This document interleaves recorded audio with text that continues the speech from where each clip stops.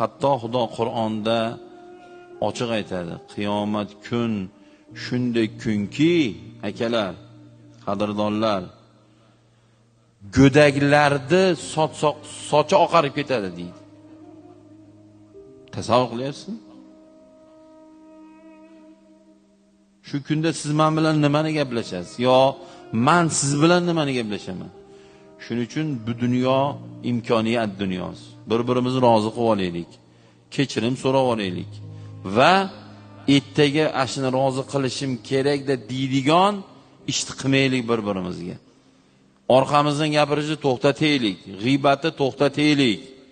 G'iybatchini Alloh yomon ko'radi. Birovlarni yutug'iga hasad qiladigan, kuykanaylik, ko'ra olmaydigan odam bo'lsak ichimizda, ey Xudodan qo'rqaylik. Alloh yomon ko'radi. Menga o'xshab imom domla bo'lsangiz ham, hoji aka hojdada bo'lsangiz ham, qora aka bo'lsangiz ham, soqolimiz kindiyimizga tushib tursa ham, yilona sallada yursak ham, birovlarga hasad qiladigan, kuykanay odamni Alloh yomon ko'radi. Birovlarni orqasidan yomonlab, arab tilida buni g'iybat deydi. G'iybat qiladiganlarni Alloh yomon ko'radi.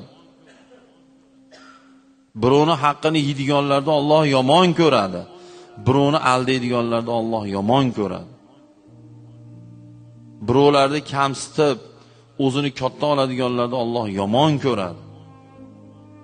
Yaxshilarni, muhsinlarni, ya'ni birovlarga nisbatan hayotida, odobda, axloqda birovlarni hurmat qilib, o'zidan ustun ko'rib, birovlarni haqqini yemay, chiroyli yurganlarni Alloh Qur'onda men yaxshi ko'raman deydi.